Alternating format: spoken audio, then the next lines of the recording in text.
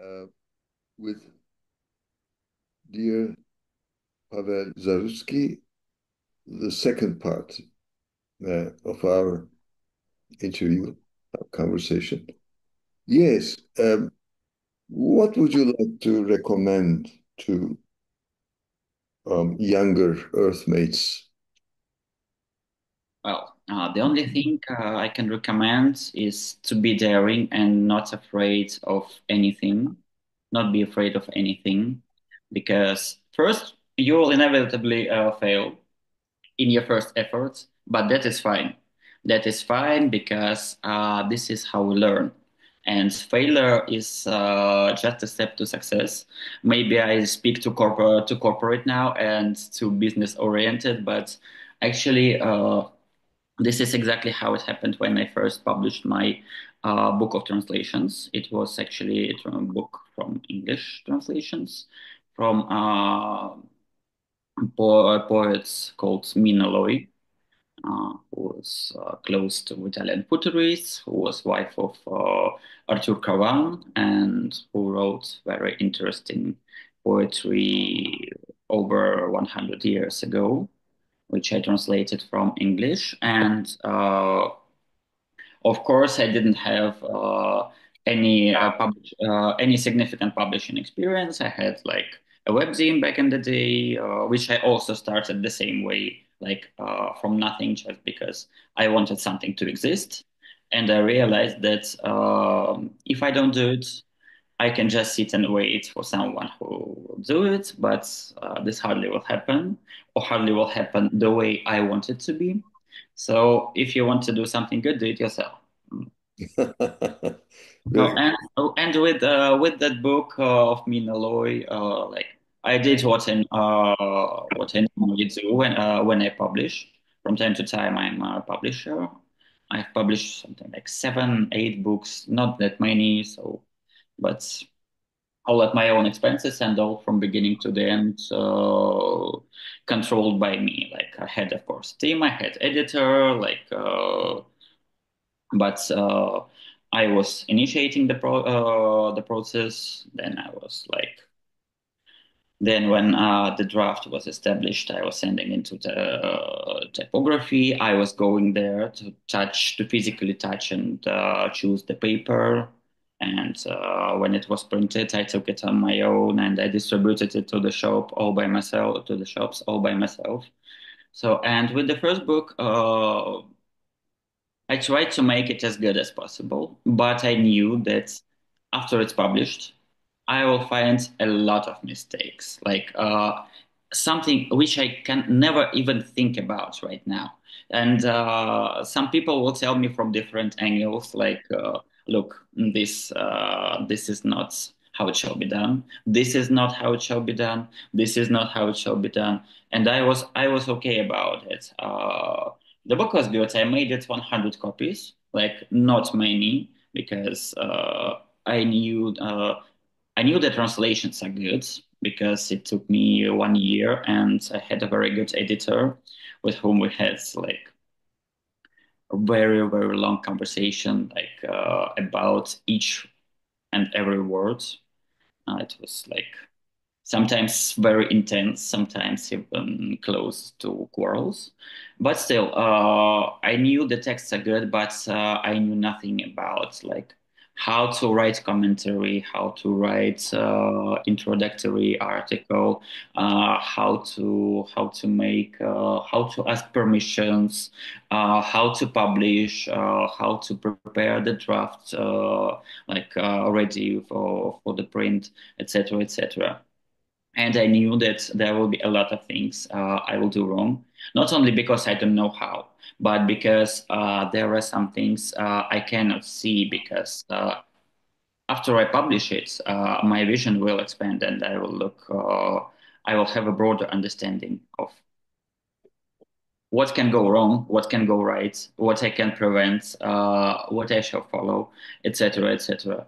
And indeed, I found a lot of mistakes and I learned from them, and I didn't have regrets about making these mistakes because the result was still good, and people really people really supported me, and it was like I didn't have the book in my hands within the 5 days. It was not sold out, but it was distributed between shops, and in I thought I will have this 100 copies like for a year or 2 years, but in 5 days I had nothing, and I was like, wow. And people were really supportive, and people really started to write that the book was published, and so, like, they supported my enthusiasm because once again, I funded the whole thing, of course, um, and that meant a lot to me and gave me strength to continue. So the only advice, I don't give any advice. Maybe for big amount of money I can give one, but I prefer to avoid giving advices. But don't have any fear, and don't wait for other people to come and do what you want to be done. If you want something to exist, you can contribute, and fear not. That's it. Exactly. Exactly. Wonderful. Uh, do you have any brothers or sisters? No. Okay. So you're an only child like me.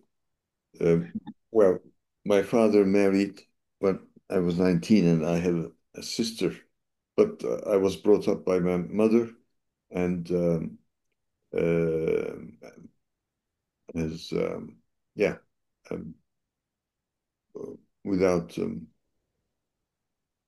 brothers or sisters. But my aunt is 4 years older than me, so she was practically like an elder sister. But I was reserved in myself, maybe with, as I recently discovered, a mild Asperger situation on the autism spectrum. Mhm. Um, I'm to me, writing is easier than talking. Actually, has been so. How did your parents react when they saw that you were writing? Well, that's a good question because when we speak about my parents, my father was also quite absent, and he is not in this world anymore for almost 10 years. And he wasn't there when I was growing up. Like, we maintained some contacts afterwards, and it's very sad that we couldn't restore our relationships to, like, father and son extent, because he realized, and I made him realize, that he did miss the chance, but he was very, very afraid of taking action and taking responsibility to restore these relations. And of course, I will not be that person who will, like, think about another peer person without their permission, forgive, find a reason, and do something I would like another person to do for me. So my father was remote from me, let's say so. I had mother, grandmother, who are my readers and who have been to my multiple events, and they have always been supportive. My mother understands my poetry a bit better than my grandmother. Also, I had a grandfather who has also been a published poet, but he's from another generation. And he follows very conservative poetry line, but still, now he's very old, and he got old in a very bad way, like in a really bad way, and he destroyed all relationships and all that he had, unfortunately, and. I tried, and we all tried to be understanding, to be supportive, but at some point, relationships reach some border which, once passed, there is no return. So we are not in touch for many years anymore, and we're not speaking to each other. But back in the day when he was quite a different person, still very conservative in his views on poetry and music. For example, he likes classic jazz, I like free jazz, and the same with poetry. But when I was starting to write, his quite cynical criticism really helped me because among my peers in terms of age, like they were my literature teacher at school, they were like, "Oh, he's a genius! You are doing such a great thing!" And I wrote shitty amateurish poems um, third-rate symbolism poems with a lot of technical mistakes. I There was a lot of young poets who start to write from with three verse. Maybe I'm also conservative in this sense, but I like this Picasso's expression that first learn the rules and then break them like as an artist. So to me, like each individual poetry path is different. For some people, it's natural to start, and they can start in 17, I don't know, writing good free verse poems. From my path, and so which is more understandable for me, way more understandable for me, you learn to write more classical poetry, and it's the same with music. Like you cannot start with atonal music just from scratch. You need to learn notes. You need to learn how to fit in metronome and all this stuff, and then you can start breaking and experimenting. So for me, this poetic path is more natural. And when I was learning, a lot of people gave me this positive feedback. But my grandfather gave me very critical feedback. Like I gave him a poetry book, and he was okay. You have two good lines here, not so good poems, two good lines. I was angry. I was really angry on him, of course. But then I realized that he is right about it, and this anger also gave me strength to develop. So, despite everything what happened between us, I'm quite grateful for what he did for me when I was um, about 20 years ago, actually. Mm. Yes. And when you mentioned your mother and when you were silent about your father, I felt that there was some remoteness. I experienced the same thing. I, I mean, my father was a nice person. I visited him once every few months. We met. We had nice table chats. Well, he was, yeah, I did learn, but he left all the responsibility to my mother. And when I became a father, I became more and more angry at my father. I understood my mother better Mhm. later on. Anyway, but yes, I mean, who doesn't have any traumatic experience in this world? And we poets, we dare to try to face them and make use of them for a better world by writing, actually, by sharing our experience this way or that way. Uh, uh, and yes, well, my wife Füsun and I, we visited, as I mentioned a few days ago, uh, St. Petersburg in 2013, and also Moscow in 2013. Yes, I visited the Winter Palace, and I loved the library of the Winter Palace. And I said, um, I mentioned this before to you, but for the Yeah, you did. I'd love to sit here and right, because while marble and non, um, what's the word, non-wood material is common in the palace, um, wood the wood element brought some softness to the library, which I loved. And of course, Petersburg, I remember reading Dostoevsky's uh, novella and the White Knights. Yeah, White Nights. Yes, yes.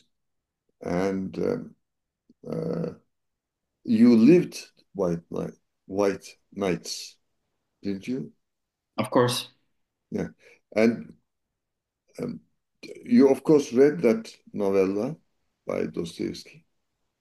Actually, I haven't read White Nights by Dostoevsky. I know it's one of the stops, but I have quite limited, like, I have a lot of knowledge about Dostoevsky, but I haven't read many of his books, actually. And of course, I'm quite ashamed to admit it, especially publicly. But I think it might be a bit natural, and people from Russia will understand me because I had some sort of allergy when I started to read literally everything. I was about 17, 18, etc., etc. When I started to read everything from like world literature, I was a bit traumatized by school education because in school, like there were some books since like a school program which I really loved, including like Leonid Andreev, Bulgakov, of course, and Turgenev, and a lot of other Lermontov, like whatever a young person would like. But I was quite traumatized by the narrative that this is a must. And I am quite, when I hear about this is a must, I become rebellious. So when I came to literature as a committed reader, like at my own will, these like must reads for me were not the first ones on my list.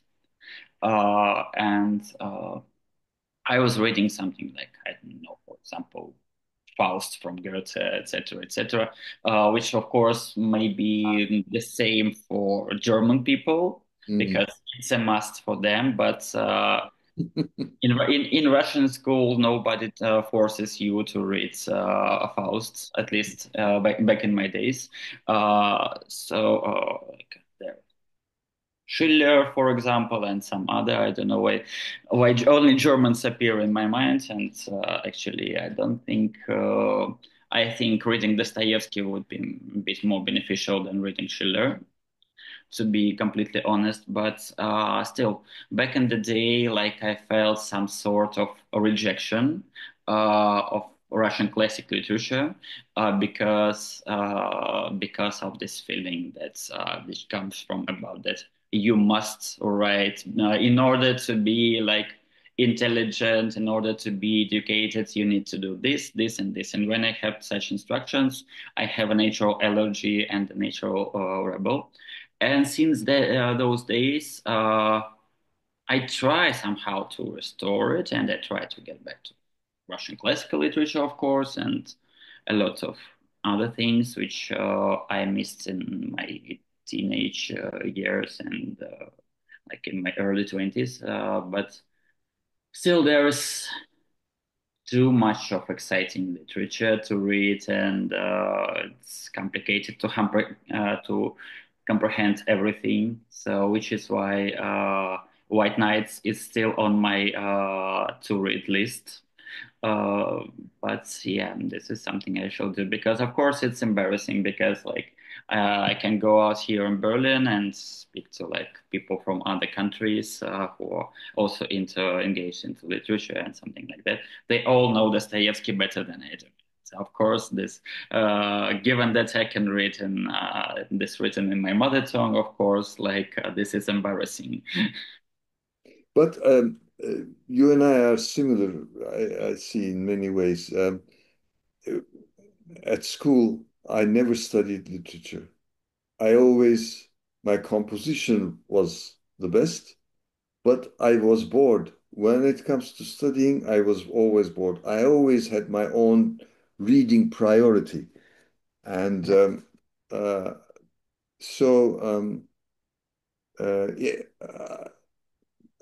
yeah, it's that's what happens with creative people, I guess. Creative people tend to uh, force their own agendas, without uh, abiding by the rules as much as possible.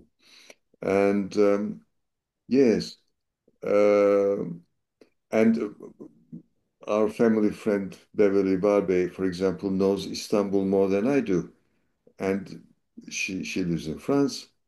Um, and thanks to her, we have seen certain parts of Istanbul because we lived in Istanbul, and so I could go anywhere, anytime, anyway. So that's how you learn about other literatures and other people learn more about Russian literature, maybe because it's home anyway, and you can just grab and do it anytime, anyway. So there is that interesting luxury and comfort at the same time. It's available anyway. Yeah, Uh, precisely, and it makes you a bit less critical. Like, I think I know Berlin even more than I know St. Petersburg, in which I spent 34 years of my life. Also, because I realized that back in the day in St. Petersburg, and I told many people about it, that I have like some native citizen syndrome, in a sense that. I didn't ask that many questions because it all had been there before my birth. So when you grow up and explore the world, like people were coming, like visiting me from different cities, different countries, and they could like we could have a walk. I could like show them surroundings, and they were asking questions like, when were these buildings built? I don't know. When I was born, they were there. I never asked because this was integral part of the world for me. It's like something you take for granted.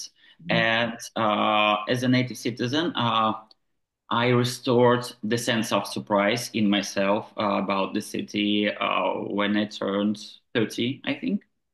I had some crisis, some unsuccessful love affair, and it also helped me to rediscover the city and to look at it with with fresh eyes, not eyes of a child who explores the world which has been before, but through the eyes of a stranger who is asking everything. Like, what is this? Why is this? And I revisited some places, even in my neighborhoods, which I hadn't visited like since I was 10, maybe. Some small streets, nothing very significant or important, but some streets where you never go, like etc. etc. And here in Berlin, when I moved, it was very crucial for me. I'm still trying to start learning German, but I think I've learned Berlin quite good because it was very important for me, like to go to a random place and discover it's like this psychogeography, a bit thing of situationists and this flaneur thing. It's very important for me for for maybe it's sort of poetry which comes to life not through words but through this exploration of urban landscape and this flaneur experience. So to me it was very important, and I believe I know Berlin pretty well actually. mhm. Yes, and having mentioned Russian literature, you mentioned Bulgakov. Again, as I mentioned in a private conversation before, I've written a play about Tolstoy and Tolstoy, and later on a novella about them. And I read Dostoevsky in my late teens and early 20s and fell in love with his Idiot, especially Crime and Punishment. Um, as a personality, I feel Tolstoy closer to me, whereas in terms of literature, I feel Dostoevsky more adventurous and interesting psychologically. That's mine. And as for Bulgakov, I acted in his Molière, which was prohibited by Stalin. Uh, Hmm.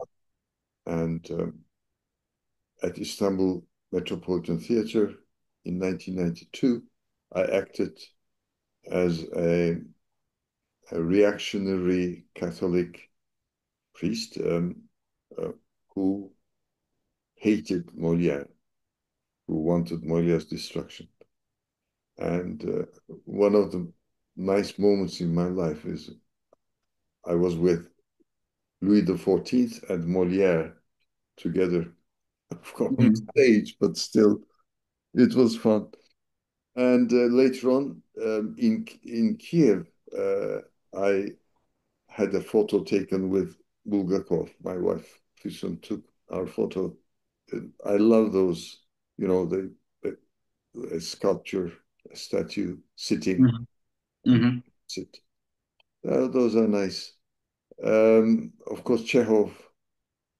Um, I never read. Gorky has always been on. I've seen his play, a play of his, but Chekhov has been one of my favorite short fiction writers. Um, uh, Visuality and technology, computer possibilities. Um, uh, yeah, the computers bring a lot of possibilities. How are you in terms of your relationship with a computer, let's say? Well, I didn't mention it that typewriter was also typewriter and all that offline manufacturing poetry about computers, about internet, about digitalization and stuff like that. To me, it was a comfortable viewpoint because as a poet and as a researcher, because I think it's more or less the same, you need to take a distance. And to me, this like offline thing was a natural and comfortable position to explore what happens online, what happens with our personalities, and all that stuff. So to me, this was quite natural in terms of computers. I don't like, of course, of course, I can do some things, but basically speaking, I'm quite opposite to IT person, and computers also don't like me. I have some sort of aura. I don't know. I don't believe in magic and auras, but still, it looks like that because whenever I touch some technology, I can create some glitches or whatever, like whatever. And if it goes fine with an average person, with me, like whatever I touch in terms of technology, it becomes rebellious against me. So this is quite natural. But when I do need something, I think I can learn how to make it. So I'm not entirely stupid when it comes to technologies, but I cannot say this is my strongest points. Uh, by the way, do you sometimes go back to a poem you wrote, for example, 10 years ago, and do you change it? Uh, what is your attitude in that sense? Do you feel free about that? I do, honestly. Some poets do not. To me, I don't care if a poem has been published or not. I am still, uh, I'm still the driver on the in the driver's seat, and if I think that that poem can be better, I just do it and publish it again. What's your attitude? Well, better worse. It's not my attitude here because when I create, to me, writing a poetry, it's like making a surgery on my own body. To me, it's something like this, and I can when I do it with like a cold mind, because to me, like in surgery terms, you need to find where to cut and to do exactly as small cuts as possible, as small as accurate as possible. So this is my method. But when the poem is written and when I feel a distance, it's like it's like a small created planet for me, and I rather prefer going back to it as a traveler and research it and explore some its new potential. It's not a workshop for me where I can change some things. It's something that lives its own life, Hmm. and in order to intervene in this life, which is independent from me, after I find it written, and I find it written after I detach myself from it, after there is some sort of isolation. For not isolation, of course. Uh, After there is some sense of distance, like when I don't feel myself inside this poem anymore, and I feel it's. I have told. I have achieved what I wanted to achieve. Maybe I will change my mind at some point, but still, I find it quite complete. And to me, after that, I find it really hard to intervene because it lives its own life. And in order to intervene, I need to find some reason. And I'm not a politician to do that. Okay, great. Um, um, we have some minutes left, and um, I usually do not ask anyone about religion or anything, but thinking that uh, in Russia, Orthodox Christianity is widespread, and you're in a Protestant Christian. Maybe the media is mostly you lived in or you live in is agnostic or atheist. I consider myself a naturalist. I like it better than saying atheist because atheist is versus a position, theism. Mhm. I'm not versus any position. I think nature is rich enough, interesting enough, and productive, creative, whatever. So I prefer naturalist, and I prefer yeah. So this is my side, and I was lucky because I was brought up in a very liberal Muslim, but just believing that okay, there's a God, uh, and etc. But apart from them, very Western in terms of human rights, women rights, etc. I was brought up in a Western social cultural milieu in Istanbul. But unfortunately, this uh, religious things have been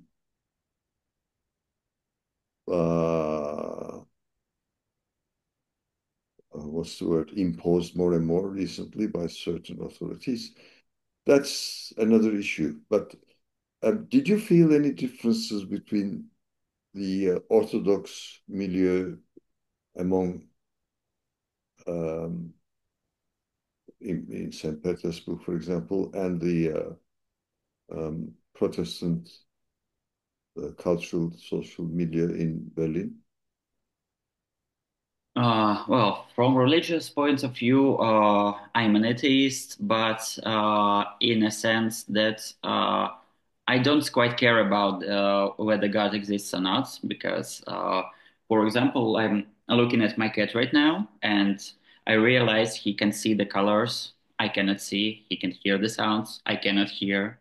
And to me, thinking about God is the same as thinking about what he sees and what he hears, because I will never comprehend it because my body is designed differently. So maybe there are more than three dimensions. I believe time is not linear, for example, but we live like our bodies feel it linear. So for us, for as structures, it's linear. But I believe that the world is more pluralistic than our bodies are designed to understand and comprehend. And maybe there is something which can be called God. Why not? Maybe there is an afterlife. Why not? I just don't care about it because I'm not designed as a human to comprehend it and to understand it. So I'm leaving it for afterlife, if there is any.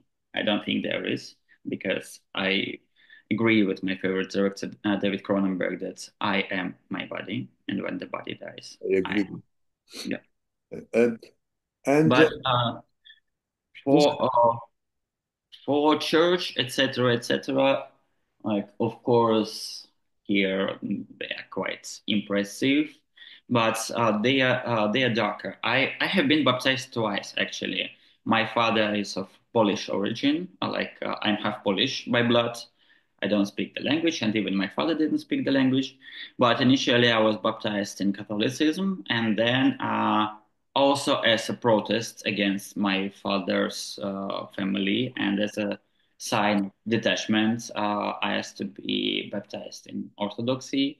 Then it came to me like religious searches. I was a pagan at some point, and I learned something from paganism. But eventually, I ended up like being in the beliefs that I have. But basically speaking, religion in Russia it's an institution, and we have a criminal law about offending the feelings of the believers, yeah, that's which a very risky, touchy subject in Turkey as well, and actually criticizing, I mean, is not should not be considered. Of course, we are on the same page.